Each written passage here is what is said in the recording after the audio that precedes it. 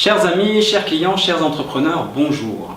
La numérisation de l'économie se poursuit et s'accélère. Vous avez probablement déjà entendu parler de factures électroniques, de bulletins de paye électroniques ou de coffre-fort numérique. Sachez que l'État a déjà légiféré et qu'à partir du 1er janvier 2020, toutes les factures émises à une administration doivent être une facture électronique. C'est pourquoi j'ai décidé de faire une vidéo et de vous parler de ces factures électroniques.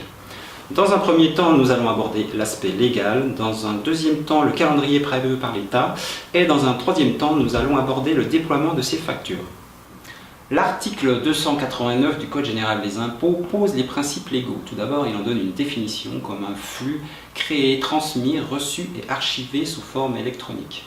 Autrement dit, une facture électronique, c'est une facture dématérialisée, transmise par un fournisseur à son client, en recourant à l'échange de données informatisées et archivées numériquement. L'article 289 définit 3 règles à respecter. Le format utilisé doit garantir l'authenticité de l'origine de la facture, garantir l'intégrité du contenu et garantir la lisibilité de la facture. Pour respecter ces 3 règles, l'article 289 du CGI prévoit 3 types d'échanges possibles. L'utilisation d'un format EDI, échange de données informatisées, c'est un format ancien, qui est très utilisé par exemple pour télétransmettre les déclarations de TVA. Deuxième format, l'utilisation d'une signature électronique. Et troisième format, l'utilisation d'un format libre à condition de respecter une piste d'audit fiable. Autrement dit, de respecter une organisation facilement contrôlable par l'administration. L'administration a également prévu des règles de conservation de ces factures. Il est prévu l'obligation de les conserver pendant 3 ans sous forme numérique, puis 3 autres années sous une forme libre. On rappelle que les pièces comptables doivent aujourd'hui être conservées fiscalement pendant 6 ans. La facturation électronique obligatoire pour les marchés publics. Une ordonnance de 2014 fournit le calendrier d'obligation de facturation électronique pour les professionnels qui émettent des factures à destination des administrations, comme l'État, les collectivités locales ou les acteurs publics, les mairies, les hôpitaux, les écoles, etc. Depuis le 1er janvier 2017, la facture électronique est obligatoire pour les grandes entreprises. Depuis le 1er janvier 2020, la facture électronique est obligatoire pour toutes les entreprises. La facturation électronique obligatoire entre assujettis à la TVA, autrement dit entre entreprises privées.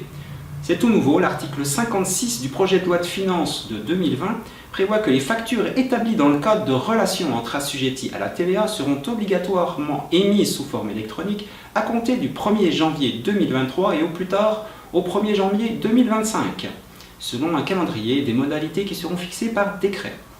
Ce qui est intéressant, c'est que les données figurant sur ces factures électroniques devraient par ailleurs être systématiquement transmises à l'administration fiscale pour leur exploitation à des fins notamment de collecte et de contrôle de la TVA. Autrement dit, à chaque fois que vous allez émettre une facture, elle partira à l'administration fiscale avec probablement un paiement, un genre de prélèvement à la source de TVA.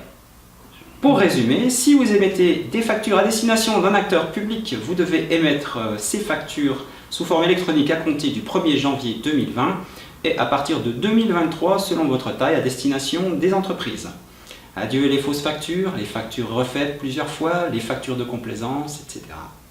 Le portail Chorus Pro. Les professionnels qui émettent des factures à destination de l'État, des collectivités territoriales et leurs établissements publics doivent utiliser le portail mis en place par l'État et qui s'appelle Chorus Pro. Vous créerez un compte sur le portail, puis vous aurez 3 solutions. Soit vous saisissez manuellement votre facture sur le portail, soit vous utilisez un logiciel de gestion commerciale qui permet d'éditer des factures aux normes de l'administration et vous n'aurez plus qu'à les déposer sur le portail. Soit vous envoyez un fichier informatique sur le portail si vous avez beaucoup de factures. C'est déjà utilisé par les grandes entreprises. Avec un avantage, sur le portail, vous pouvez suivre l'avancement du traitement de la facture jusqu'à son paiement.